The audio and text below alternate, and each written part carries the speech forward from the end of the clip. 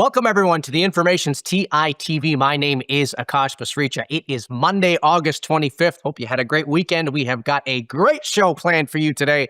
We've got a really interesting conversation planned for you about the market for AI medical scribes and the threat that Epic and Microsoft could pose to startups in that ecosystem. We're also going to talk about the angst and agony that AI is causing in Silicon Valley right now. We're then going to talk e-commerce and a new potential funding round that our newsroom was first to report this morning. And finally, if you like tennis, stick around because we have got our friends at the US Open coming on to talk about how they are leaning into tech this year over at Arthur Ashe Stadium. It's going to be a great show for you. Let's start with our first guest here. Last week, Epic Systems, the big healthcare software company, had its big annual conference, and one of Epic's big announcements was its AI ambient transcription tool with Microsoft. That's been a market that many startups have raised a ton of money to play in, and I want to bring on Mike Desjadon, the CEO of healthcare payments company Anomaly, to help us make sense of all this. Mike, it's great to have you here. Welcome to TITV. Yeah, thanks so much for inviting. I don't know if I can help you make sense of it, but I can tell you what I think. Well, so let's just make something clear. You were not at the conference itself this year, right? No, I did not go this year. Okay, but you got a lot of friends who were there. Tons. Yeah. Okay. My text feed got most of the news before it came out. Yeah. Well, so let's talk about the news. What was the news that came out of the user? It's called the user groups meeting for Epic. That's what it's called. Yeah, the Epic user group meeting. Okay. All the news was that Epic's going to do with AI, and I think the headline grabbing news was the Scribe segment. They had a very close partnership with a Bridge, one of the biggest companies in healthcare right now. But then they came out with a rival Scribe powered by Microsoft. So that was the news, at least, that hit us. But we knew this was coming, right? I mean, this wasn't really that much of a surprise. It wasn't a surprise, but I think the announcement, the strength of the announcement, paired with everything else they purport to be doing in AI, was news. So, we're a financial company, so in our space, the news around Penny was big. Penny was which announcement, sir? Penny is their administrative AI. Okay. So a name too cute by half, but that's the one that hit us as well. Got it. So, look, I want to focus on the AI ambient scribe tool that they unveiled. They unveiled it with Microsoft. I can't help but think of all of the startups that have raised money to build products in that space. I mean, what ends up happening to them in this ecosystem, do you think? Yeah, it's a great question. I think, their public statements have suggested that they're not worried. You got to be a little worried, right? I mean, if you like the upmarket health system market, which is kind of the biggest market in healthcare, I think you'd have to be worried. And we're talking about companies that have raised a lot of money that have $1 billion valuations. A Bridge, I think, is a $3.5 billion valuation. I think Ambience is close. And these are great companies with A+ products. I've got friends at both those companies. And, Bridge had a very storied partnership with Epic, which, being frank, speaking from a startup perspective myself, we were curious how they did it. Because Epic historically kind of gives startups like ours the Heisman in a lot of different ways, and they were partnered with the Bridge. And I think there were a lot of folks behind the scenes in the industry with kind of cautionary notes saying, how long will this partnership last? What will Epic do? And I think this partnership with Microsoft is at least a shot, to that model just because of the install base. Will doctors get to keep a Bridge? Will they not? I don't know. It's a potentially $1 trillion question. So talk to me a little bit about how Epic has operated historically and how this is kind of a slight deviation from that, because Epic has long been known as a company that said we will not go public, we will not be acquired, we will not do any acquiring. Yeah. This seems, I mean, they haven't announced any acquisitions here, obviously, but the fact that they're playing with Microsoft here, that seems to be sort of a bit of a new paradigm for them, right?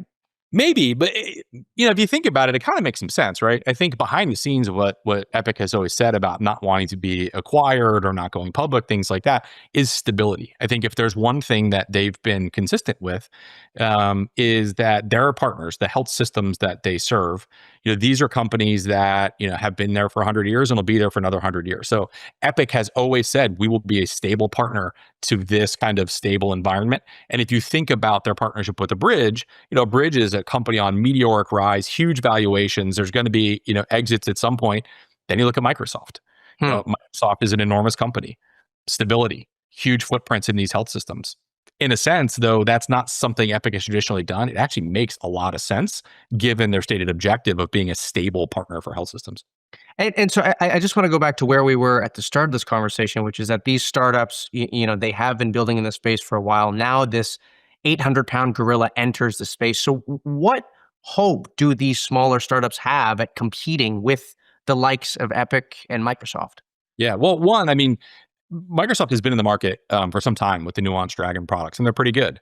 A Bridge is a fantastic product with a tremendous amount of physician delight. I think it's why they've gotten so much uptake, and I think I've heard great things about Ambience as well, and there's lots of others. I mean, those are just the two sort of big names, but there's a number of names here. I think they're from a kind of high level perspective, they have to do two things, right? They're gonna have to go down market. They're going to have tough competition now in the kind of bigger, larger sort of health system space. They're going to have to go down market to practices, individual physicians, just to be able to grow and breathe.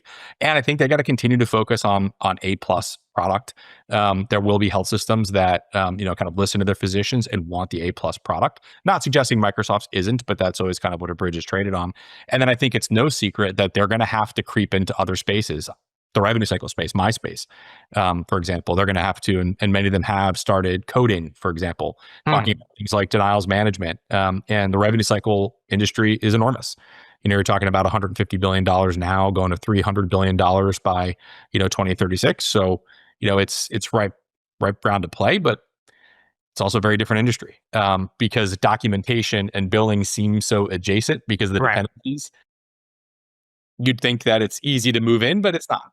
Right. And last question for you. I mean, this is a highly regulated environment, right? There is sort of some kind of an argument to be made here that Epic has been operating this space for a while.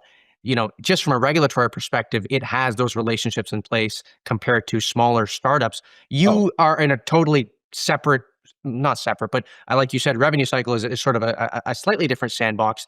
How have you navigated that in terms of like trying to build that regulatory credibility as a startup?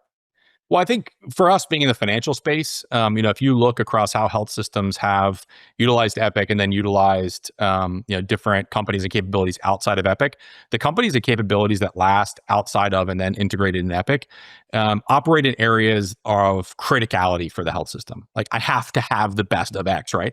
And we live in the payment space. And they either get paid or they don't. And, I think Epic has thrived on being able to tamp down competition by having that for everything, right? Oh, we also have, an analytics tool. They call it Slice or Dice, or we also have a billing tool, right? But when it comes down to things that we do, like make sure health systems get paid, correct the things that are broken up front, you see your balance sheet, right? You can't have a C plus solution because at the end of the day, you got paid or you didn't. So that's what we're going to continue to focus on. From a regulatory capture standpoint, I don't know that there's much we can do. I think people sort of maybe forget the history of Epic in that regard. 2007, maybe 500 million in revenue. Then you have the 2009 High Tech Act, which pushes more than $35 billion into the EHR and interoperability space via the federal government. And their revenues are now, I think, 5 billion. Maybe a little bit more after that. So I don't know that our segment of the industry will benefit from that same regulatory opportunity. But I think where companies like ours and mine specifically play is we're able to ensure that any payments, that are kind of subject to that kind of rate. So I think Medicare payments, Medicaid payments, to make sure they're done right. Those are the lifeblood health systems, and we'll continue to live in that space and thrive there. Great. Well, Mike, thank you for coming on and helping us make sense of this. It's a fast-moving space, and as there are more announcements coming out, we will be sure to bring you back on. That is Mike Desjadon from Anomaly. Well, it has been a busy summer for everyone in the tech sector, and it hasn't exactly been a relaxing one. Over the weekend, my colleagues published a story capturing what very much is an anxious time for Silicon Valley as everyone tries to make sense of how AI is going to transform their businesses. I want to bring on Natasha Mascarenhas to talk about that story that she wrote. Natasha, thanks for being here. It's great to have you. Great to be here. So tell us, what is the vibe right now in Silicon Valley? Yeah, I mean, the vibe is very much paranoia. We were looking with this story to capture the middle ground or the duality of this moment between both the excitement of being an AI company, but also the challenge on if you're not in that really concentrated group of companies that are soaring right now. And yeah, I mean, within first few minutes of many of my calls, I had CEOs, investors really emphasizing the paranoia of this moment. And, as one reader put it, forget coding, the vibe right now is very much FOMO. So that was very much the takeaway from my story this weekend. And I just want to back up a bit. As a reporter, you set out to do this story. You're working on a bunch of different stories in the background. How did you get the idea for this story? I mean, is this people telling you in the background as you're asking them about something else? Like, I'm so stressed right now. I mean, you just don't understand how much I got. How did you get the idea for this story in the first place? Yeah, I mean, it's very much the whiplash of reporting, to your point. Within the same day that I'm chasing a story on a company getting preempted for a $9 billion valuation without needing a drop of capital, I'm reporting on Cognition CEO offering its staff buyouts because they're making sure that everyone in the ecosystem is working as hard as the employees that got there before. So very much like on any given day, I'm covering layoffs to preemptions, and it very much feels like everyone is kind of running around. But yeah, Akash, to your point, about 2 years ago, it really felt like founders would not admit pivots on the record. And here we are. We have Howie, the CEO and co-founder of Airtable, admitting we were scared of being dinosaurs. And I think that's a very powerful moment that is worth saying out loud. And Airtable is not a small company. I mean, we're talking about well-established companies having these existential thoughts. Talk a little bit about, this is kind of, there are two sides to the story. One is the big tech companies worrying about the future of their business. And then you've got these startups that they're facing competition too. And it's kind of like everyone's in paranoia. Totally. I mean, depending on who you talk to, you might hear about the zombies or the dinosaurs. And for me, like really where I would start this conversation is the companies that were born before AI native or the AI boom really became a thing that we cover all day, every day. And so when you think of Airtable, you think of a company that was actually the cream of the crop in Silicon Valley for a very long time. And you'd imagine my surprise when I was talking to a founder on the earlier stage say, if Airtable can pivot, so can I. And when I was digging, I ended up finding out that Airtable had actually pivoted to a version of a vibe coding product where they were going to help its users be able to text prompt into creating what they say more enterprise-ready apps than the Cursors and Lovables of the world. And to me, like I can barely change the word that I start a Bananagrams game with, let alone a company that is entirely pivoting after 12 years. And so I think you really see the older companies need to make a decision pretty fast. And if they want to grow 1% to 2% a year, or if they want to take their chance at a more explosive growth pattern, while earlier stage startups are still worried about OpenAI eating their lunch, Anthropic eating their lunch. And so they have their own version of urgency. And that's a little bit vaguer. But in my eyes, that's a little bit more common in the land of startups. You're always working crazy hours. You're always thinking of existential risks. Those timelines have just really gotten compressed. And that is the angst and agony that executives are feeling. One of the other things that you mentioned in your story is that the employees at the ground level, I mean, you've got big tech companies that are laying off people. You've got people, what we call scrutinizing budgets, optimizing headcount, I guess.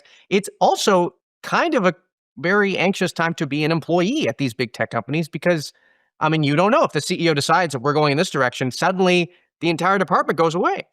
Totally. I think AI fluency is a big demand from CEOs to their staff. So yeah, to your point, Akash, I'm definitely talking to a lot of employees who actually were impacted by layoffs this summer over the past 2 years that are trying to figure out how to build up their resumes so AI bots can scan them better. And then of course, if you're at a company, the new sort of phrase you might be hearing from your CEO is demo it, don't memo it.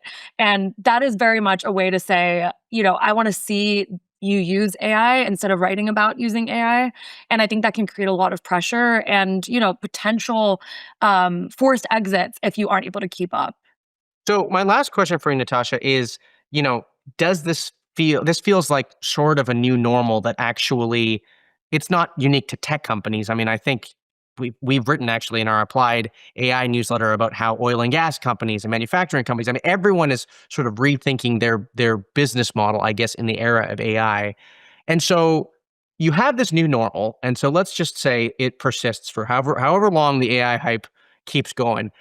My question for you is, do we think that the businesses are going to come out stronger? Because you have this whole narrative that people say, well, when diamonds are made under pressure, right? And, the best businesses, the ones with the most sustainable business models, those are the ones that will flourish. Is that the consensus amongst the people that you talk to, or is it kind of like, we're just going to keep funding until we don't know what happens? It very much depends what school of thought you believe in. I would say that the existential question that investors are talking about that we haven't gotten too much into here is how healthy is the revenue of these companies? If every company starts to hit 1 million or even 100 million in revenue faster than before, how long before that reverses? I think that's why things like net revenue retention and churn are starting to become things that early stage investors pay attention to more than before, because suddenly a lot of companies look like they're booming. I think the challenge going forward is how long the boom will last and really how sticky it is. Right. Well, Natasha, it was a fascinating story. It actually was not one that I expected to come out of sort of, the stories that we publish are very much that funding, funding, funding, everyone's funding. And then, you came out with this very much, reality check of, hey, everyone's funding, but everyone's also frazzled. So thank you so much for shedding a light on that. And thank you for coming on the show. That is Natasha Mascarenhas, who covers venture capital here at The Information. Well, e-commerce is a sector that has waxed and waned since the pandemic, and so too have all the startups around it. Faire is one company that got a big boost from COVID-19. Things eventually cooled, but now The Information is first to report this morning that it is talking to investors about potentially raising more money. I want to bring on Anne Gehan, one of the reporters who broke that story. Anne, welcome back to the show. Hi, Akash. How's it going? I'm doing well. So, look, Faire. I took French as a kid, and I know that Faire. I believe it translates to make or to do, but I don't know what the company does. So please tell us what the company does. Sure. So Faire, it's an online marketplace, but instead of being where shoppers go to buy stuff like Amazon or something else like that, it's for brands to be able to sell to retailers. Actually, so usually these are small brick and mortar stores, but the brands are trying to sell their products to retailers in bulk. So if you're a small gift shop or a clothing store and you want to add some unique handmade products to your inventory, Faire pitches itself as the best way to find and buy that kind of stuff. So it's like a combination of Etsy, Amazon, and Shopify, but it's for brands to sell to businesses and retailers, not to Got it. sell to consumers. Okay, so you've got like a cautious gift shop is going to buy, in bulk, I don't know, flower pots from Faire, Right. to sell to my customers. Got it. So you got this company. It's popped up. It's been around since before the pandemic. What's the news that you found? Yeah, so like you mentioned, they've been around since before the pandemic. The founders actually met working at Square, which is a payments company for small businesses. So they've always had that kind of they've been very familiar with small businesses and the problems that they have. But the news is they're on track for 500 million in net revenue this year, and they're also at the very early stages of considering raising more money or doing a share sale for employees. So that would really help them capitalize on a lot of the growth that they've been seeing recently. And like you mentioned, e-commerce and Faire have been through a lot of ups and downs over the past couple of years. So they're really trying to emphasize their growth right now. They've expanded their business. They're selling more kind of add-on products to the Right. merchants that use their site. They've expanded into advertising, and we also broke the news that they've considered launching other services for brands that sell items on their site, like warehousing or shipping. Hmm. So this is pretty interesting because Faire was a pretty high-profile e-commerce company during, like you mentioned, when e-commerce was booming during COVID-19. So if they do raise more money successfully, it will be very interesting to see where the valuation lands because, like so many other sectors, the market for e-commerce startups has really been reset over the last couple of years. So I definitely am very interested to see, Right. how that would all play out. So let's talk about the e-commerce industry broadly speaking, because as you said, it's kind of in this interesting time.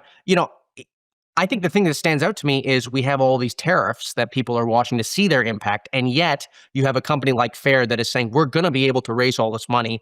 Well, I guess we don't know 500 million, what that is from a growth perspective. I don't think, unless I missed something in your story. But I mean, this strikes me as kind of an odd case here that an e-commerce company can raise money in this highly uncertain environment where, I mean, we haven't even seen the impact of tariffs on e-commerce sales really yet. Mhm. Yeah, I mean, I think it's an interesting. I think Faire is definitely trying to sell a growth story still, and I think tariffs are definitely still a big question mark. And Faire sells globally, so if you're buying something, if you're a U.S. retailer and you're trying to buy something from a business, from a brand in Europe or Asia, it's tariffs will certainly impact that going forward. But I think the flip side of that is for brands and merchants that already have inventory here in the US, the tariffs could help give them a big boost, and Faire could stand to benefit if you're a store or a small retailer and you have been sourcing a lot of your inventory from overseas and you need to kind of quickly pivot and restock in a way that's cheaper and doesn't expose you as much to the tariffs. I think Faire could certainly stand to benefit there. And let's talk about the other detail you had in your story, which is their play to diversify their revenue stream. You talked about advertising. The 500 million, how does that compare to other marketplace companies? I don't even know what a comp would be, in this size. And I mean, is advertising kind of the obvious way to go in terms of growth, or what did you make of that?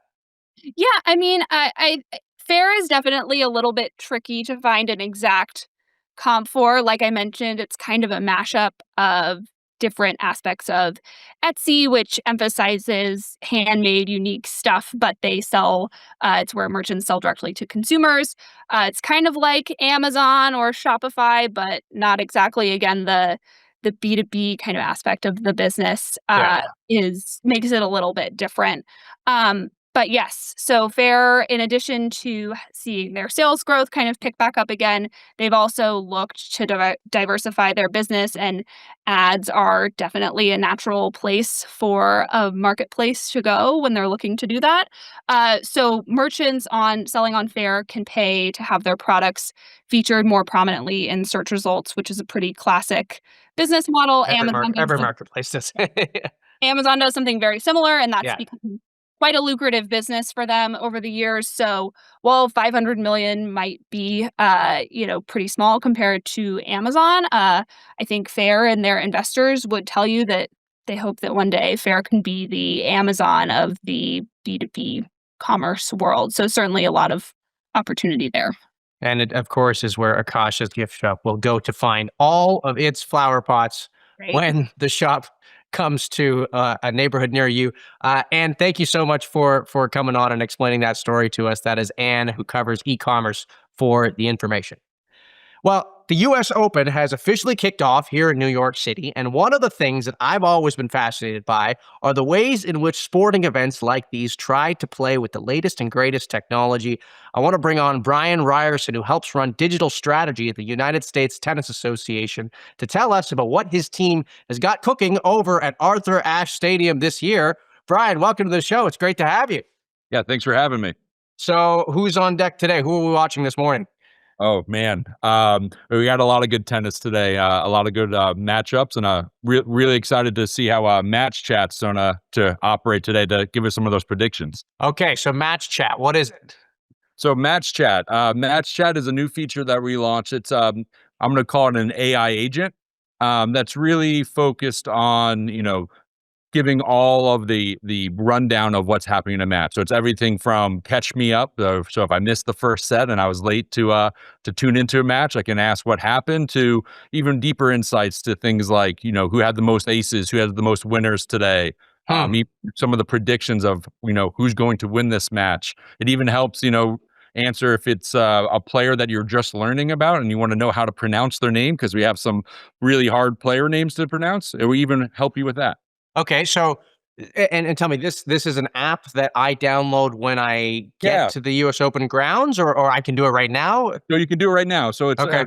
it's part of our US Open app. Okay. It's available, in the Apple App Store as well as Google Play Store. Got So you it. can download it.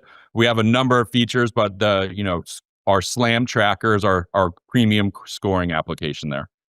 Slam Tracker is scored? Slam Tracker is where all of our live scores are housed. Got it. That's where Okay. match chat lives. We also have a live likelihood to win and other features to follow every match. And there was something about AI commentary. What was that? Yeah, so AI commentary, this is something, even before I would say AI was a buzzword, back when we called it machine learning. It's been about 8 years now that we've been using AI to create highlights. And Okay. the last 2 years, all of our men's and women's singles highlights have AI commentary. So we have a suite of AI tools, Watson X sitting on top of those, that provide us a script of every single match. And then we're actually using language on top of that. So the AI is writing the script. We're using an AI to actually voice over the commentary, and then we're pushing it direct to our platforms for every single match. So instead of waiting for a video editor to cut a match down, some of these matches can be 3 to 5 hours. By the time you cut it down, then you add a voice and you run that through that workflow that was hours long after a match. We're now publishing a highlight within minutes. And what models is the USTA working with in the background here underlying all this? So we're always evaluating a bunch of models, but Watson Granite is kind of our number one that we're using. IBM, long-standing partner here at the U.S. Open, and is that for those who might not have heard of that particular model, is that sort of like is that in line with something like an OpenAI model, Anthropic model, Synthesia? What is the sort of analog we might have heard of in everyday startup speak, even though IBM has been around way longer than any of those companies, just to help us put it in sort of like the models we might have heard of? Yeah. So you think of it as kind of all of those into kind of an enterprise suite. So depending on your specific use case, and we use multiple parts of the Granite model. Okay. So it can be anything from, we have 7 million data points that come off the court during a match. So that's really more of a model that we use, the part of that Granite X that really will help us understand the data a bit better and normalize it. And then we have another part of that, and it's more of a hybrid model where we're using some more open source models as well to actually create that script. And then we're pulling some of those sources, from, I wouldn't say outside. So really to make sure that we have the right natural language, etc. So it's a multi-model piece.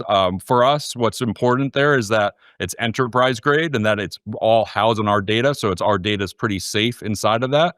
And it also helps us to ensure that we're not kind of providing any hallucinations, and that our insights and what we're providing there, we're really comfortable with. Right.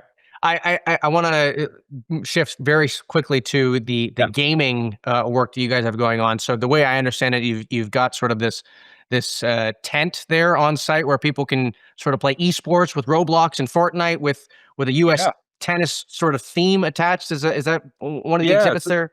So this is a really exciting and growing part of our digital strategy. So we have this year 4 games inside of Fortnite. We have our own world inside of Roblox, Champions of the Court. You can play all of those at home. We have Racketville as part of a Next Playground. It's a really fun, engaging way of getting active and playing games. So let me just stop you. I want to ask you about these things. So is this a way to get younger people to the U.S. Open? I mean, is tennis falling out of favor with Gen Alpha, Gen Z, or like why are you doing all this? No. So the reason we're doing this is we believe that sports, the way Gen Z and Gen Alpha engage with sports, is changing. And sports fandom in general is changing, and that it needs to be more, there's always the viewing broadcast experience, but it's also about engaging with that sport when broadcast is not happening, or live is not happening. And things like Roblox, really our strategy there is to deliver the US Open fan experience. So yes, tennis is the backbone of that, just like it is here at the Billie Jean King National Tennis Center, but it's more around, you can do scavenger hunts, you can engage with our sponsors. We have 4 different brands involved with everything from obstacle courses to UGCs, but it's really meant to engage with the sport in that broader level. And last question for you, I mean, where do you see this going, this intersection with esports and live sports, I guess? Is is every league going to have an esports partnership attached where you can sort of I don't even know what it looks like really. Yeah. I think so. I think you're going to see that. We're all kind of finite on the amount of fans we can get on site. And when you're thinking of ways of growing audiences, engaging, these gaming platforms, they open up. We're talking about millions and millions of players around the world able to engage with us live. And I think you're going to see kind of an intersection too of the ability for those live events to actually make it into those gaming platforms, whether, I could see in the future, you could actually buy a ticket to attend in Fortnite or in Roblox or in what those platforms are. So I really see that kind of being the intersection of like that gaming and live events space. So in the future, I'm going to be able to attend the US Open through my esports platform, essentially. I won't even have to come there. This is the metaverse, happening. It's Okay. starting now and it's here. Yeah. All right. Well, Brian, thanks for coming on the show. I appreciate it. And then enjoy the rest of the games this week and next week at the US Open. That is Brian Ryerson with the United States Tennis Association. Well, that does it for today's show. A reminder, we are live on this stream Monday through Friday at 10 a.m. Pacific, 1 p.m. Eastern. I want to thank Amazon Web Services, who is our presenting sponsor for this production. And I want to thank you for tuning in. We really do appreciate your viewership. I am already excited for our next show tomorrow. And so until then, bye-bye for now.